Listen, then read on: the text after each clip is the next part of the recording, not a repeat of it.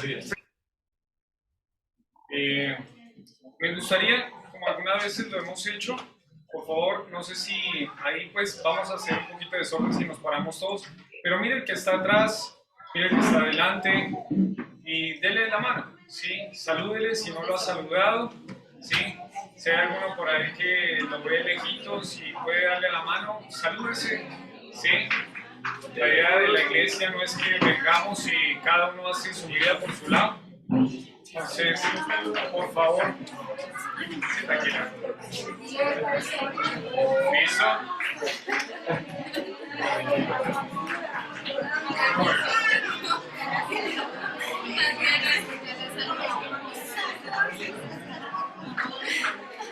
Bueno, esa dinámica me gusta. Cada vez damos gracias a Dios por este lugar, amén. Pero también en medio de ver a veces que la iglesia se nos llena tanto, pedimos que pues el Señor sea guiando. A veces pues yo pensaba, no, por ahí tener 2 cultos para que podamos entrar todos, si es que llega a ser que ya no entran. Pero también si no, pues pedir por un lugar más grande, ¿sí? La verdad esto es una bendición. Yo les he compartido que acá el dueño de la casa ha sido una bendición para nosotros, ¿sí? Él no es creyente, su esposita pues es muy amable, muy gentil, pero pues ellos tienen una vida diferente, ¿no? Y cada vez que ellos vienen les compartimos del Señor, ellos ya están viejitos y ellos no han tenido ningún problema que nosotros estemos acá, ¿sí? De haber hecho esta pared, de tener a los niños, que vienen un montón de niños, entonces pues dar gracias a Dios por esos señores. Él se llama Juan y ella se llama Nubia, ¿sí? Ellos son los dueños de la casa, pero pedimos por ellos y también por lo que el Señor tenga para la iglesia, ¿sí? Bueno, también antes de empezar, ahorita vamos a orar por don Enrique, que ahorita nos olvidamos de orar por él, y vamos a estar orando por la vida de Enrique, ¿sí? Y también oramos por este día. Señor mi Dios, gracias por este día, gracias Señor porque podemos estar aquí reunidos y poder compartir este tiempo con su palabra. Gracias Señor porque aprendimos en la mañana, Señor, que usted dice que su palabra tiene tantos beneficios. Y pedimos, Padre, para que en este tiempo vamos a estar atentos a su voz. Sabemos que usted siempre nos habla. Dice en Hebreos que en estos postreros días nos ha hablado por el Hijo. Pero siempre ha hablado. Solo que nosotros somos muy duros muchas veces y no queremos escuchar. Padre, que la iglesia del camino sea una iglesia que, como dice en Hebreos, que si oyeres hoy su voz, no endurezca su corazón. Que seamos una iglesia que escucha la voz suya, Señor, siempre. Pero en este momento también queremos dejar en sus manos, antes de empezar este estudio, orar por la vida de Enrique. No lo conocemos, es el familiar de doña María. Él se ha accidentado muy grave. Pedimos por él, por su vida y sobre todo que si él todavía no ha conocido a Cristo como su Salvador, que usted ayude a que él pueda recordar, entender que usted le ama mucho y que mandó a su hijo morir por él. Pedimos por Enrique, por también su señora, usted los dé fortaleza, Señor, en este tiempo. Sabemos que en Venezuela es muy difícil conseguir los implementos necesarios de ayuda, pero sabemos que para usted también eso no es un obstáculo. Pongamos por Enrique. Y también, Señor, queremos dejar en sus manos la vida de todas las personas que están pasando situaciones difíciles allá en Franja de Gaza, en Israel, los conflictos que se están armando alrededor, y sabemos de que usted ama a su pueblo, pero también dice usted en su palabra que usted no quiere que ninguno crezca, ni siquiera uno. Y sabemos entonces también que los palestinos, las personas que están en Gaza, las personas que están en Líbano, en Siria, en Irán, todos son amados por usted. Y pedimos por ellos para que ellos puedan recordar su palabra, si es que alguien les ha hablado, y si no, que usted traiga su palabra allí para que ellos puedan escuchar. Damos gracias por todos los siervos que están allí, por los misioneros que están trabajando en Franja de Gaza, Gracias por estos siervos que no se cansan de compartir aquí su palabra y que usted, Señor, los guarde. Sabemos que es un trabajo bastante complejo en este momento, pero gracias, Padre, porque su testimonio sigue. Dejamos este tiempo en sus manos y usted nos hable a través de su bonita palabra. En el nombre de Jesús. Amén. Bueno, una de las doctrinas de la iglesia, que si usted no cree en esto, yo le diría que está viniendo acá sin sentido, ¿sí? Si usted no cree en esto que yo le voy a compartir ahorita, la Biblia dice que es vacío, que es vano que usted venga a la iglesia, que es vano que usted lea la Biblia, que es vano que usted busque algo de Dios. Esa doctrina se llama la doctrina de la resurrección de Cristo. La palabra de Dios habla acerca en el libro de Primera de Corintios, capítulo 15. Primera de Corintios, capítulo 15, versículo 14, si lo tiene ahí, léalo conmigo, dice: y si Cristo no resucitó, vana es entonces nuestra predicación. Vana es también vuestra fe. Si Cristo no resucitó, vana es vuestra predicación, vana es vuestra fe. Si Jesús no resucitó, estamos perdiendo el tiempo acá. Parece como feo, ¿no? Como chocante. Pero si usted no cree que Jesús resucitó, yo le puedo decir que usted está perdiendo el tiempo, porque acá la Biblia dice eso. Es vacío. ¿Para qué viene? Espero de que si alguno no está como luchando con eso, no es que sea algo malo que venga. Pero si la iglesia no cree que Cristo resucitó, la Biblia dice, no es bueno, es malo, es vacío. Hay un hombre que se llama Lee Strobel. Lee Strobel fue un periodista, ahora ya no es periodista, sigue con labores parecidas, pero ya no es periodista. Una vez, una de sus hijas, su hija, estaba muy enferma en un momento que fueron a comer. Estaba comiendo algo y se atragantó. Y Lee Strobel con su esposa estaban en ese restaurante y cuando estaban allí no sabían qué hacer, se le estaba muriendo su hija. Y llegó una persona que estaba allí, una persona que estaba comiendo, que era enfermera, y le ayudó a la hija de Lee. Y le ayudó a que no se muriera, se estaba muriendo. Y cuando ya se salvó la nena, le dio la mano, bueno, se saludaron, y ella le dice: ¿sabe qué? Yo soy cristiana, yo sé que Dios está cuidando a su hija. Y Lee Strobel era un reconocido ateo, él no creía en Dios, nada. Entonces cuando escuchó eso, pues le chocó. Pero su esposa estaba mucho más atenta a la voz de esa mujer por lo que había pasado con su hija. Y entonces en ese momento llegó y empezó a hacer una relación con esta mujer. En medio de esa relación, esta mujer le empezó a compartir de Cristo a su esposa. Y ella empezó a tener problemas con su señora, porque era una cristiana que quería compartir el evangelio con su señora y él era ateo. Decía: tú estás metiendo un carpintero en nuestra casa. ¿Cómo es esto posible? Yo no creo en esto. ¿Por qué vas a meter a ese Jesús en mi vida? Y entonces la esposa de Lee se dio cuenta de que en realidad Dios le estaba hablando. Y Lee, en su enojo con su esposa, llega y le dice: yo voy a comprobarte que lo que estás pensando es mentira. Que tu Jesús, ese que tú me dices, eso es pura falsedad. Y entonces Lee se puso a investigar muy seriamente si en realidad ese Jesús era verdad, si ese Jesús había resucitado. Se puso a investigar con diferentes expositores, con diferentes científicos, con universidades, habló con psicólogos, habló de muchos temas y escribió al final un libro. Porque al final de su investigación, él llega y se queda ahí como sentado y dice: no puedo más, esto es verdad, punto. Se cayó y escribió un libro que se llama El caso de Cristo. Si usted lo puede leer, sería genial. Hay una película que habla acerca de esto. Pero otra vez, si Lee no llegaba a concluir que Cristo había venido a este mundo y que resucitó, podía quitarle cualquier fe a su esposa.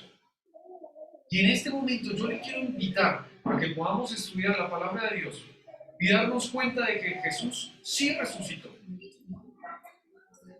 y que Él quiere darle algo a usted en este día. Vamos a ir al libro de Juan, Juan capítulo 20. Hemos estado estudiando el libro de Juan y ahora llegamos al capítulo 20, versículos desde el 19 hasta el 31. Juan capítulo 20, versículos 19 al 31. Y vamos a leer por partes. Vamos a empezar primero desde el 19 hasta el 23, luego del 24 hasta el 29 y luego el 30 y el 31. ¿Listo? Entonces, vamos a empezar con los primeros. Les pido por favor que lo lean conmigo. Dice: cuando llegó la noche de aquel mismo día, el primero de la semana, estando las puertas cerradas en el lugar donde los discípulos estaban reunidos por miedo de los judíos, vino Jesús y puesto en medio les dijo: paz a vosotros. Y cuando les hubo dicho esto, les mostró las manos y el costado, y los discípulos se regocijaron viendo al Señor.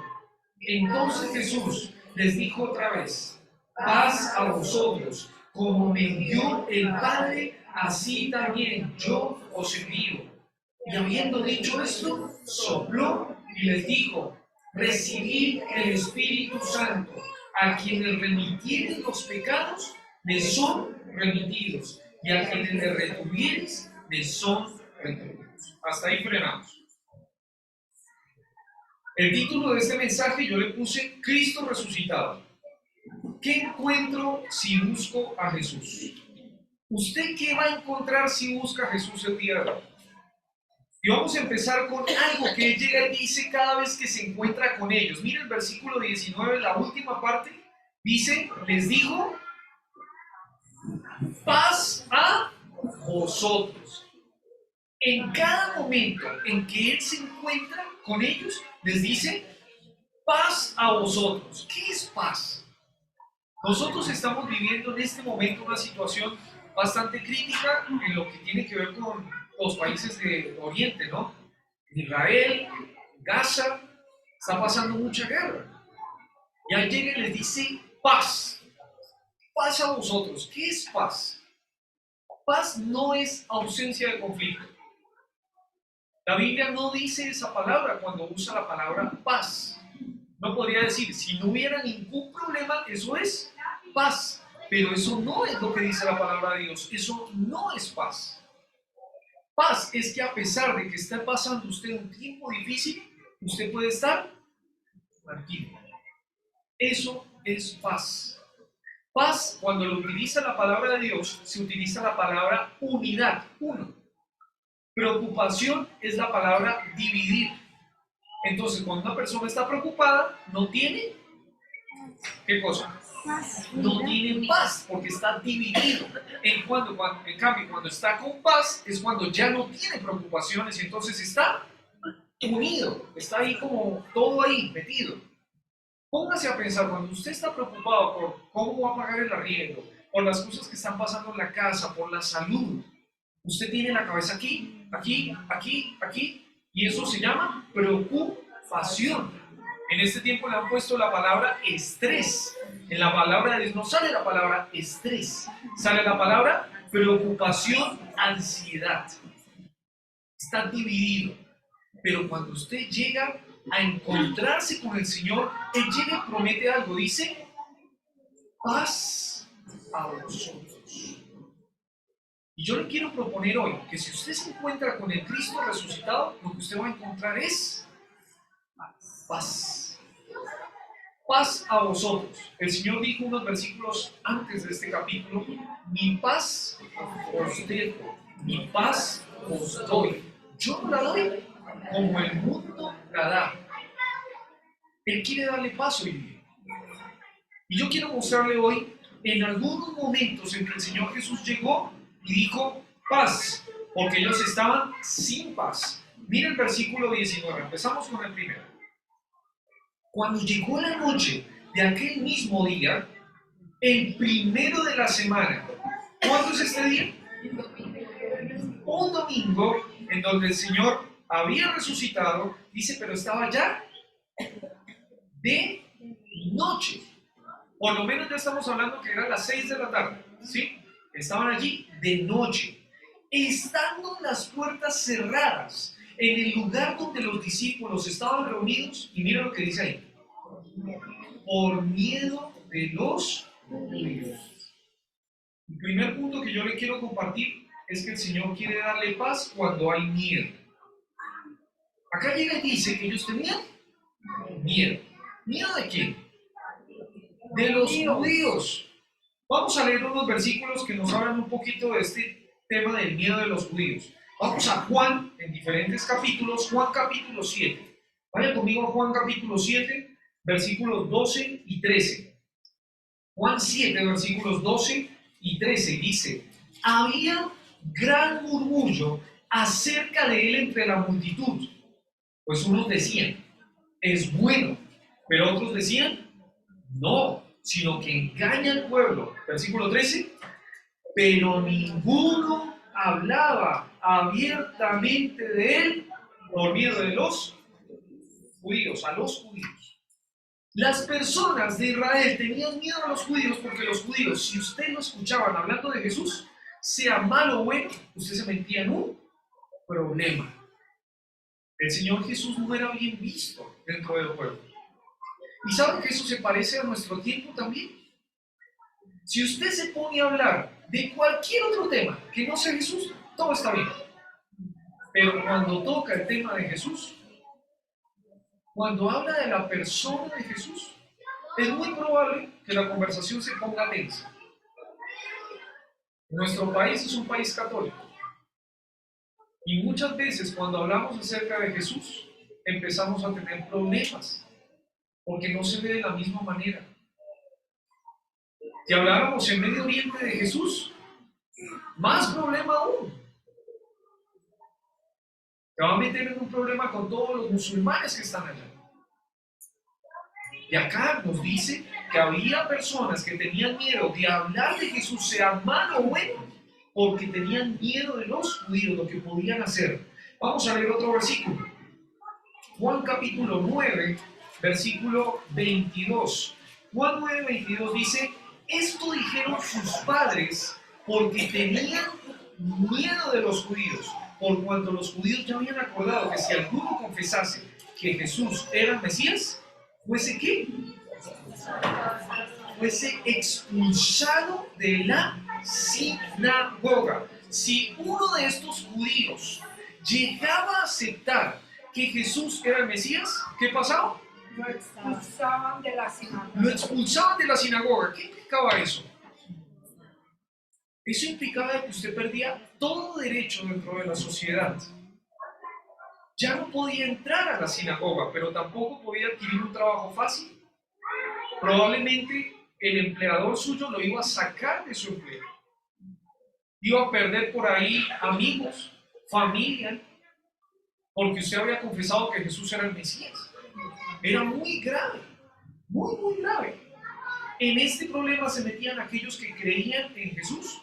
Juan capítulo 19, versículo 38. Juan 19, versículo 38, dice allí, después de todo esto, José de Arimatea, que era discípulo de Jesús, pero secretamente por miedo de los judíos, rogó a Pilato que le permitiese llevarse el cuerpo de Jesús, y Pilato se lo concedió. Entonces vino y se llevó el cuerpo de Jesús. Este hombre era un discípulo ¿cómo? En secreto de Jesús. ¿Por qué? Porque si él llegaba a decir que él seguía a Jesús, tenía problemas. Y hay muchas personas que podríamos decir que no son discípulos, pero digamos que son cristianos en secreto. Cristianos en secreto, ¿por qué? Por miedo de lo que las demás personas puedan decir. Entonces no estamos tan lejos de lo que le pasa a estos hombres en este tiempo, ¿verdad? Y ellos llegan y dicen que estaban ahí encerrados en esa casa, compartiendo por miedo de los judíos. ¿Quién sabe si un día nos va a tocar estar encerrados por miedo de lo que puedan decir acá en Colombia? Que nos va a tocar hacer reuniones secretas. Conozco hermanos en Cristo que se reúnen en catacumbas, en túneles, porque tienen miedo de las personas que están allá afuera y de lo que pueden hacer contra ellos. Pero miren lo que dice el Señor otra vez. Él, después de que ellos les dicen, sabe que nosotros tenemos miedo, versículo 19 dice, paz a vosotros. Yo no sé si usted está con este problema, si usted tiene miedo de confesar que usted es cristiano, pero el Cristo resucitado llega y le dice, tranquilo, si usted tiene miedo, yo quiero darle paz. Yo quiero estar dándole esa paz que usted no tiene en este mundo. ¿Usted tiene miedo? ¿Tiene miedo de ser cristiano? Si usted conoce a Cristo, dice la palabra de Dios, que Él le va a quitar el miedo. Pero miren lo que sigue diciendo acá el pasaje. No solo tenían miedo de los judíos, sino que después llega y dice, y cuando les hubo dicho esto, les mostró ¿qué cosa? Las manos y el costado. Si usted se fija en el libro de Lucas, capítulo 24, dice que ellos pensaban que era un espíritu, que era un fantasma. ¿Por qué? Imagínese usted encontrarse con una persona con huecos en las manos y en los pies que se le aparece a usted. ¡Qué miedo!, ¿no? Y ese día el Señor Jesús se presentó ante ellos y dijo, paz, no te preocupes, no tengas miedo. Y algunos también tienen miedo de Jesús. ¿Miedo de quién es Él? Y Él llega y dice, tranquilo, no tienes que tener miedo de quién soy yo. Yo quiero darte paz. Paz en medio del miedo. Yo recuerdo hace algún tiempo, cuando vivía con mis papás, ahorita estábamos hablando con Luis y con Fabiana de eso, que yo vivía, mis papás tienen una casa de 3 pisos, y en el último piso vivía yo, dormía yo, y muchas veces yo dormía con miedo, porque los vecinos un día nos habían compartido que se habían metido los ladrones, y que se habían metido y que habían matado a alguien, y que se habían metido por el 3er piso. Y yo dormía y escuchaba muchas veces, capaz que yo me lo imaginaba, pero yo muchas veces en realidad escuché algo. Y me despertaba y buscaba a mi papá o a mi mamá. Decía, mira, estaba caminando en el techo. Y me decían, vamos a ver. Miraban y siempre me decían, pero hijo, no hay nada. Y otra vez bajaban. Y al siguiente día era lo mismo. Después empecé a escuchar cubiertos que estaban ahí moviéndose en la cocina. Entonces mi miedo era siempre constante y muchas veces no podía dormir. Yo tenía una raqueta y yo dormía con mi raqueta. O sea, si llega a venir alguien o sale algo, yo le doy un raquetazo y hasta ahí se acabó. Y mucho tiempo tuve miedo, muchas noches. Pero una vez, el Señor allí, un poquito hablándome, un domingo en ese tiempo yo estaba lejos del Señor, pero Él me fue quitando el miedo. Sobre todo yo le tenía miedo a la muerte. ¿De qué pasaría si yo me moría? Si yo me moría, yo en ese tiempo decía, yo me voy al infierno. Derechito. Yo estoy mal con el Señor, yo me voy al infierno. Y el Señor por medio de su palabra trajo paz en mi corazón. Y me quitó mis miedos. Y eso hace el Señor en nuestra vida. Si usted conoce a Jesús, dice que el perfecto amor echa fuera el temor. Si usted conoce a Jesús, el temor se va. Pero miren lo que sigue diciendo ahora. Versículos 21 hasta el 23. Entonces Jesús les dijo otra vez, ¿qué les dice? Paz a vosotros, como me envió el Padre, así también yo os envío. Y habiendo dicho esto, sopló y les dijo, recibid el Espíritu Santo. A quienes remitieren los pecados les son remitidos, y a quienes les retuvieren les son retenidos. Un pasaje difícil, de la Escritura. Acá llega y dice que después de que Él está hablando con ellos, otra vez llega y les dice, paz a vosotros. Y recuerden, eso quiere decir que ellos están como. Contrario a paz era preocupado. Y ahora, ¿por qué están preocupados? Miren lo que dice el versículo. Dice, como me envió el Padre, así también yo os envío. ¿Por qué está preocupado este grupo de discípulos? Yo lo que veo es que ellos tenían la mente en ¿qué va a pasar ahora? El Señor Jesús se fue y ahora ¿qué hacemos nosotros? ¿Qué vamos a hacer con nuestra vida? ¿Qué del futuro? Y llega el Señor y les dice, tranquilo, pare, no se preocupe, paz. ¿Y saben que hay gente que se preocupa tanto por el tema del futuro? Lo que va a hacer con su vida, de qué va a comer, cómo se va a vestir, y nos preocupa tanto el futuro que andamos preocupados. Pero llega el Señor y les dice, tranquilos, yo incluso también les voy a dar paz en esto, paz en la incertidumbre, un corazón dividido por el futuro. Y llega y dice el Señor acá, como el Padre me envió, así también yo os envío. La palabra de Dios dice que ella tenía una tarea preparada para ellos, que era la misma que su padre le había dado a él. ¿Qué tarea le había dado el padre al hijo?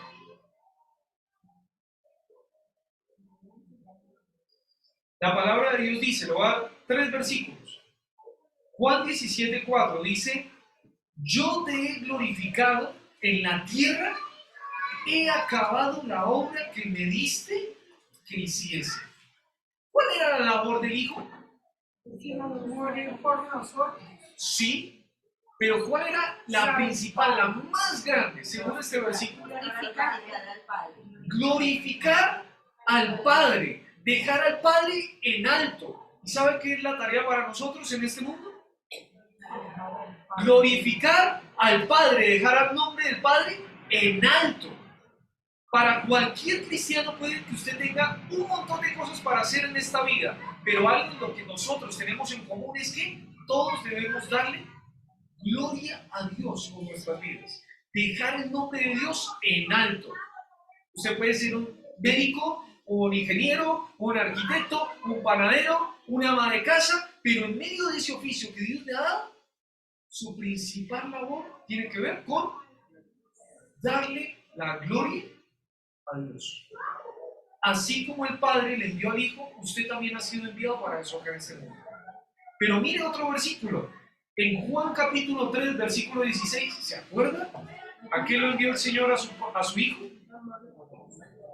Porque de tal manera amó Dios a este mundo que ha dado a su Hijo único para que todo aquel que en él cree no se pierda, mas tenga vida eterna. ¿A qué lo envió al Hijo a este mundo?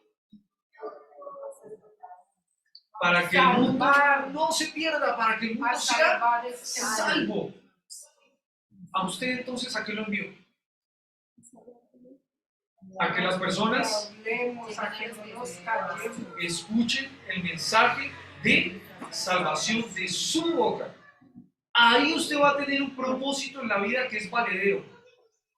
Usted puede hacer muchas cosas con su vida, pero en medio de esto recuerde que algo a lo que su Padre le ha enviado es el que usted comparta de Jesús con otra persona.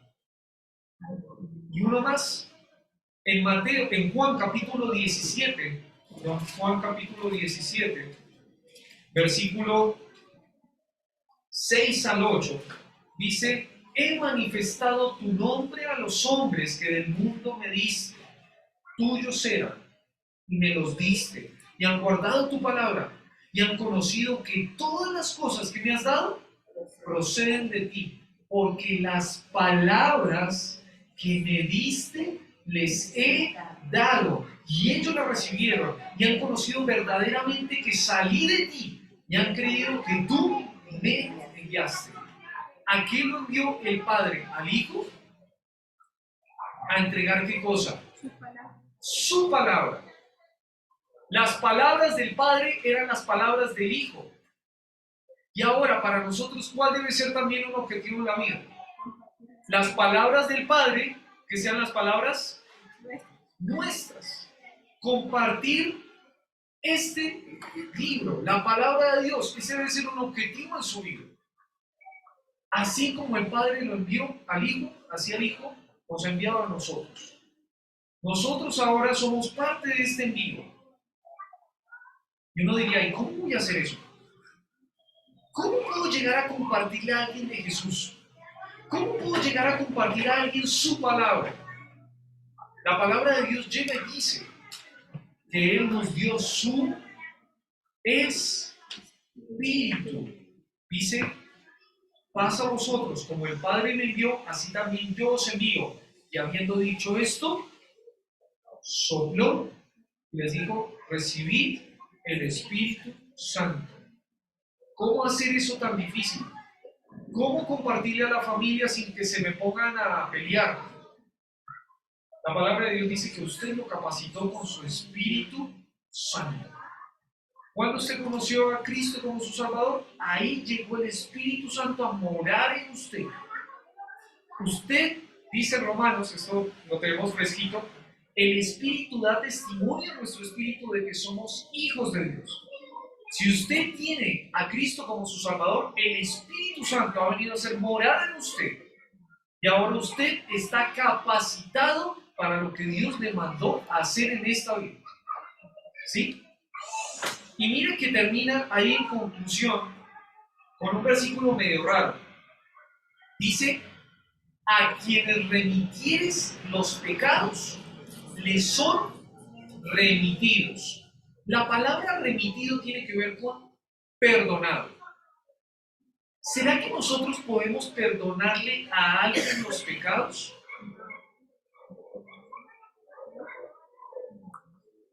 Nosotros no podemos perdonarle a nadie los pecados porque nosotros somos igual de pecadores que aquellos que son pecadores, que por ahí usted llega y dice, no, mire, este hombre está viviendo en fornicación, ok, pero si usted es mentiroso, igual usted es pecador. Yo no puedo perdonarle a alguien los pecados. Entonces, ¿qué está diciendo? ¿Se acuerdan en el libro de Marcos? Marcos capítulo 2. Marcos capítulo 2. Marcos 2, versículo, vamos desde el 5. Al ver Jesús la fe de ellos, le dijo al paralítico, hijo, tus pecados te son perdonados. Estaban allí sentados algunos de los escribas, los cuales cavilaban en sus corazones. ¿Por qué habla este así? Blasfemias dice, ¿quién puede perdonar pecados sino solo Dios? Y conociendo luego Jesús en su espíritu que cavilaban de esta manera dentro de sí mismo, les dijo, ¿por qué caviláis así en vuestros corazones? ¿Qué es más fácil decir al paralítico, tus pecados te son perdonados, o decirle, levántate, toma tu lecho y anda? Pues para que sepáis que el Hijo del Hombre tiene potestad en la tierra para perdonar, ¿qué cosa? Pecados, dijo al paralítico, a ti te digo, levántate, toma tu lecho y vete a tu casa. ¿Quién es el único que perdona pecados? Jesús. Dios es el único que perdona pecados. Y cuando Él perdonó pecados en ese momento, Él dijo, yo soy Dios. Yo no puedo, pero Él sí puede. Entonces, ¿de qué me está hablando? Cuando usted recuerda lo que le envió a hacer el Señor, ¿se acuerdan lo que nos envió a hacer el Señor?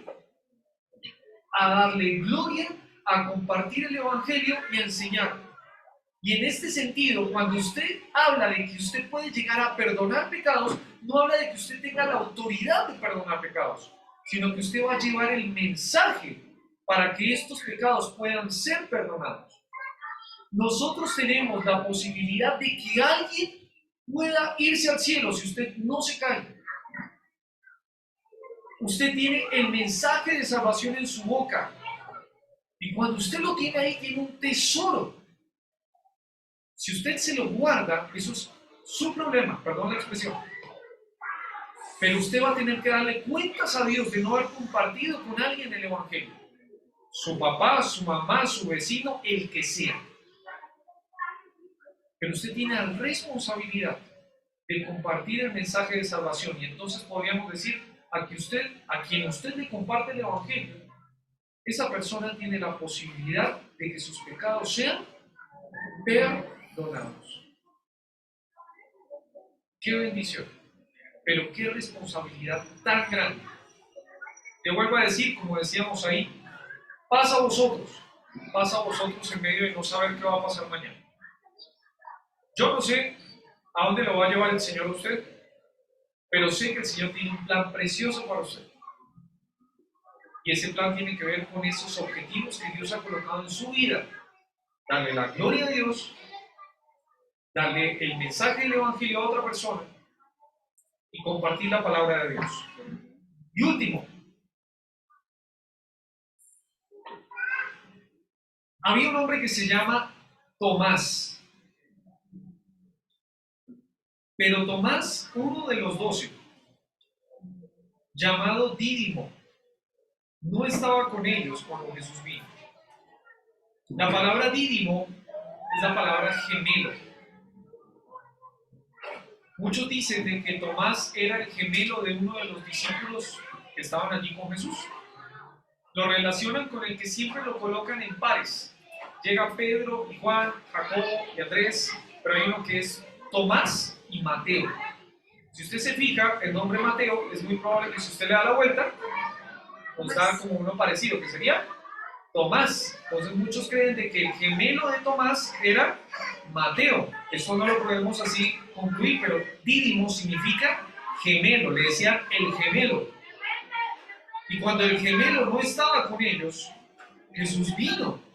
Le dijeron pues los otros discípulos al Señor hemos visto. Y él les dijo, si no viere en sus manos la señal de los clavos, o metiere mi dedo en el lugar de los clavos y metiere mi mano en su costado, no creeré. Mucha gente no cree en Jesús. ¿Por qué? Porque mucha gente dice, si yo no veo, yo no creo. Yo no sé si usted es de los que dice esto, pero hay mucha gente que dice, miren, yo lo que puedo comprobar de una manera científica, ahí sí lo creo. Si no, no lo creo. ¿Ha escuchado gente así? Hay muchas personas que hablan acerca de que nosotros creemos una mentira porque no puede ser comprobado que Jesús está aquí. A ver, ¿dónde está? ¿Dónde está ese Hijo de Dios que vino a morir por mí? Y este hombre, Tomás, era un hombre incrédulo. Y me llama la atención de que Tomás había estado ¿cuánto tiempo con el Señor? Había estado mínimo 3 años. 3 años con Jesús de manera personal. Yo no sé hace cuánto tiempo usted viene a la iglesia. O se ha ido a otra iglesia.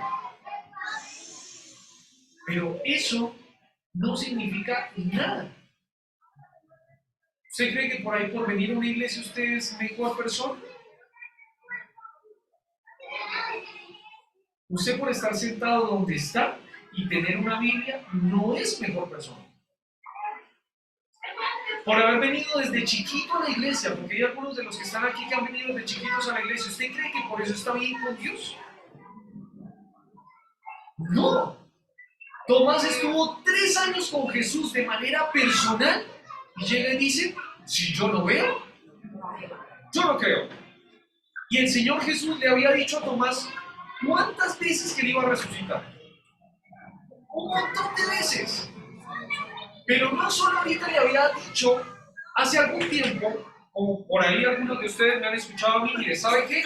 Dios habla esto a través de su palabra y uno dice, mira, Dios dijo, pero ahora era otro, un discípulo amigo que le decía, ¿sabe qué? Yo vi a Jesús, yo estuve ahí, le vi los huecos, me dio miedo. Por favor, Escucha a Tomás, y Tomás dice, si yo no veo, yo no creo. Y entonces, en medio de esa incredulidad de Tomás, 8 días después de ese día domingo, estaban otra vez sus discípulos dentro de ese lugar y con ellos Tomás. ¿Y qué pasó?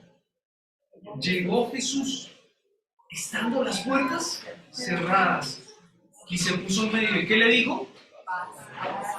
¿Qué le dijo? Paz a vosotros. ¿Se acuerda que era paz? ¿Lo contrario de qué? De preocupación. ¿Sabe cómo estaba la cabeza de Tomás y de algunos por ahí, creo yo, de los discípulos? No dividida por el miedo ahora, no dividida por la incertidumbre. Ahora era la incredulidad. No sabían si creer o no. Yo sé que algunos de ustedes, porque yo he hablado con algunos, tienen dudas. Dudas de si la palabra de Dios es verdad. Dudas de si Jesús es verdad. Si Jesús resucitó, y por ahí esa cabeza está dividida, porque estoy aquí, pero no estoy aquí. Porque escucho a mi papá o a mi mamá, o he escuchado lo que me han dicho en la iglesia, pero no sé si creer. Pero llega el Señor resucitado, les dice, paz a vosotros. ¿Estás preocupado? ¿Eres incrédulo, Tomás? Mira lo que dice el Señor que hace. Luego le dijo a Tomás, pon aquí tu dedo y mira mis manos y acerca tu mano y métela en mi costado y no seas incrédulo, sino creyente. El Señor, en su gracia, si usted está dudando de Él, si usted está dudando si lo que le estamos hablando acá es mentira, y usted le pide al Señor con sincero corazón de que usted tiene dudas, porque por ahí le cuesta este libro, porque ahí no sabe si creer del testimonio de los que estamos aquí, de que hemos conocido al Cristo resucitado, llega y dice que el Señor Jesús en su gracia le dijo, mira, te voy a dar una prueba, mete la mano acá, mete la mano acá, ¿ahora me crees? Y yo le diría a usted, si usted tiene dudas, pídale al Señor, al Jesús resucitado, por ahí que usted tiene dudas, dígale, Señor, por favor, he escuchado mucho en la iglesia, pero tengo mis dudas. He leído la Biblia y tengo mis dudas. Por favor, yo no soy Tomás. Y tú por ahí no estás aquí mostrándome tus manos. Pero muéstrame de que tú existes. Muéstrame de que tú eres real. Y por ahí no le muestra las manos con un hueco, pero le muestra la evidencia de que Él sí es real. Te cuento una historia. Tenemos un hermano en Cristo que se fue a Pakistán a ser misionero, pero en Pakistán no reciben a cristianos. Entonces él se fue como profesor de español y llegó allá como profesor de español. Y sus estudiantes eran musulmanes que querían aprender español. Y algunos de sus estudiantes ya empezaron a ver que él era cristiano. Y empezaron a preguntarle al profe, ¿cómo es eso de Jesús? Porque los musulmanes creen en Jesús, pero no como Dios, sino como un profeta. Y entonces en medio de esa conversación, uno de ellos, que lo había escuchado y lo veía diferente, se le acercó al profe y le dijo, profe, mire lo que me está pasando. Yo le he orado a Mahoma y no me escucha. ¿Será que si le oro a Jesús, Él me escucha? ¿Y sabe qué dice el profesor? Me dijo, órale a Jesús.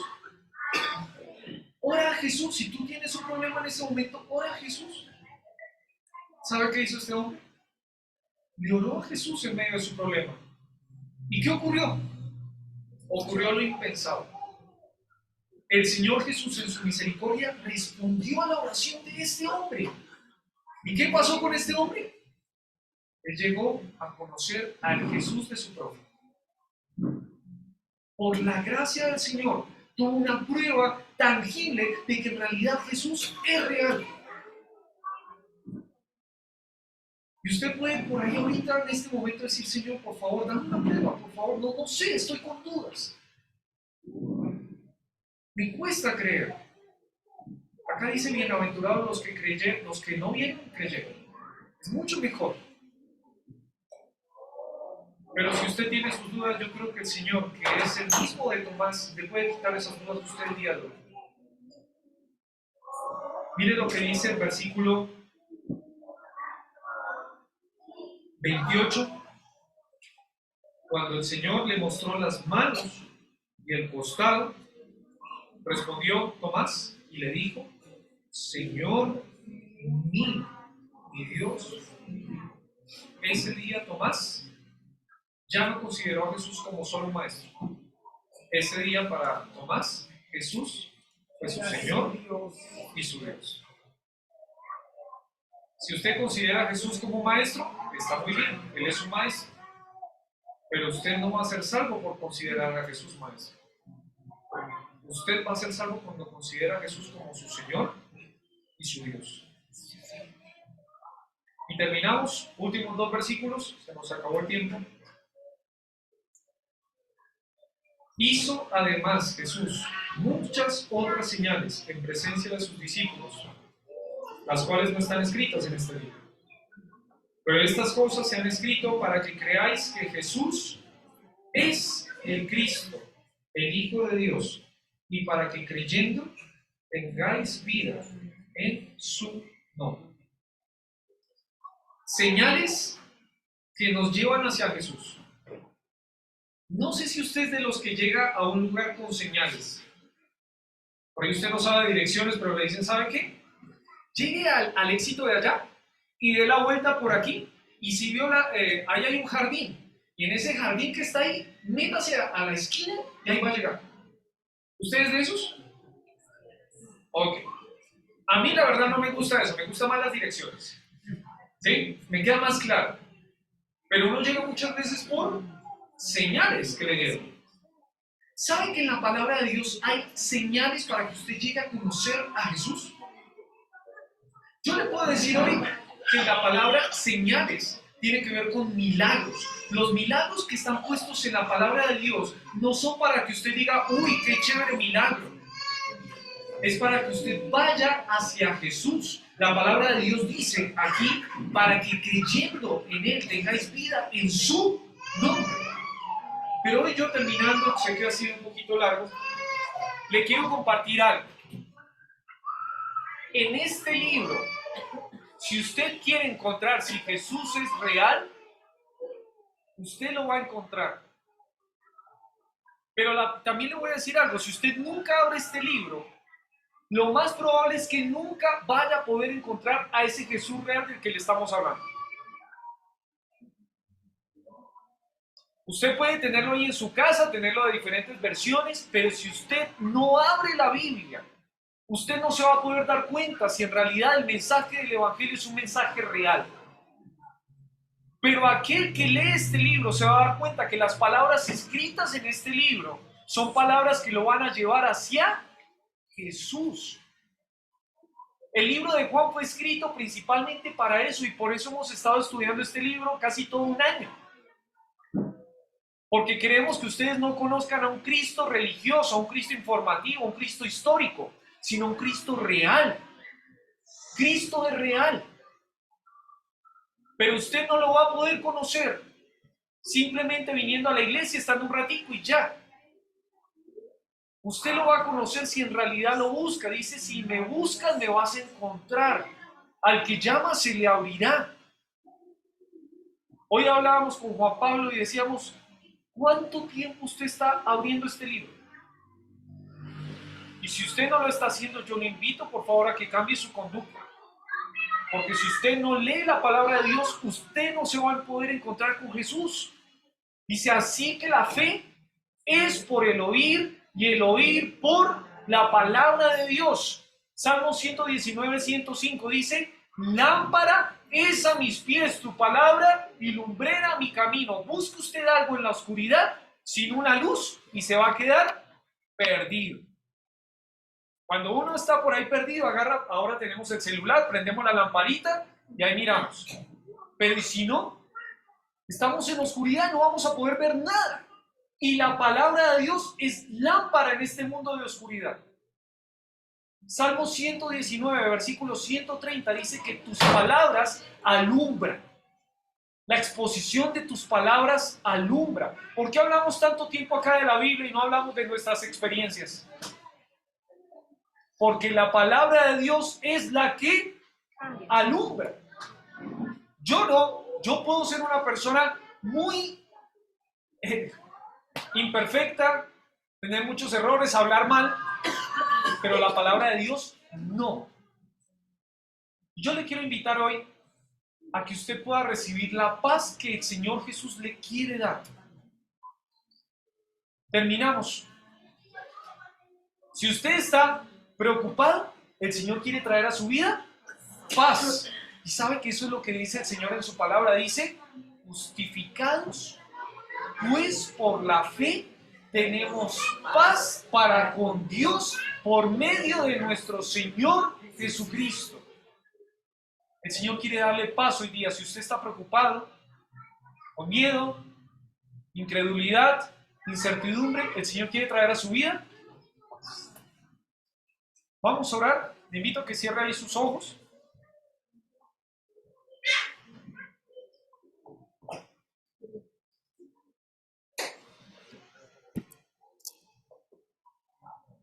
Señor mi Dios, gracias por este tiempo, porque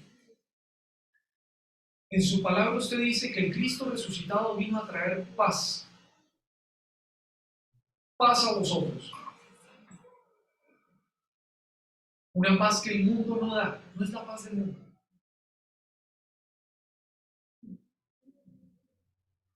No es la ausencia de conflicto. Es una paz más alta. Y usted dice en su palabra que usted nos va a quitar cualquier preocupación, cualquier ansiedad, cuando nos encontremos con usted. Paz a vosotros. Yo quiero pedir de los que están aquí, yo sé que hay algunos que usted conoce más que nadie, que todavía no han conocido a Jesús, que han venido por años a la iglesia, pero que no son salvos, que han escuchado de Jesús, pero Jesús simplemente es un maestro. Y quiero pedir por favor que usted les ayude a darse cuenta de que usted está vivo, de que usted es real. Si es necesario, en su gracia, por favor, ayude a que ellos puedan ver las manos y los pies, que puedan ver evidencias que sean tan fuertes que les quiten cualquier duda. Pero damos gracias porque su palabra dice que fue escrita para que nosotros pongamos nuestra fe en Cristo. Y pido por favor para que ellos, como usted oraba por sus discípulos, santifícalos en tu verdad, tu palabra es verdad. Que ellos no guarden la Biblia, sino que la abran, que la escudriñen, que puedan buscar allí respuestas. Sabemos que el mundo está diciendo muchas cosas y las va a seguir diciendo y va a ir en contra de su palabra.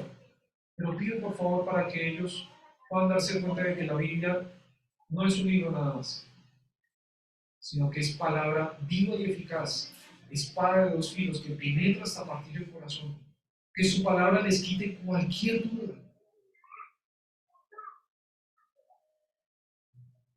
Su palabra es poderosa. Ruego, Señor, por ellos. Pido, Señor, para que hoy pueda ser el día de salvación si hay alguno de los que está aquí que todavía no conoce a Jesucristo, que se encuentren con Jesús. Gracias por ellos, gracias por la iglesia, gracias por lo que está haciendo usted con los niños, tantos niños que estamos teniendo. Gracias, Señor. Gracias, Padre, por cada papito y mamita que está mandando a sus niños. Gracias, Padre, porque lo que usted vino a hacer a este mundo, lo estamos tratando de hacer acá en la iglesia. Gracias, Señor. Y gracias por todos estos adultos, jóvenes, ancianos que están buscando de usted. Pedimos para que su iglesia sea una iglesia viva, que comparta su palabra en donde esté. Dejamos este tiempo en sus manos, en el nombre santo del Señor Jesús. Amén. Iglesia, que el Señor les bendiga, quedamos despedidos. Muy buenas tardes.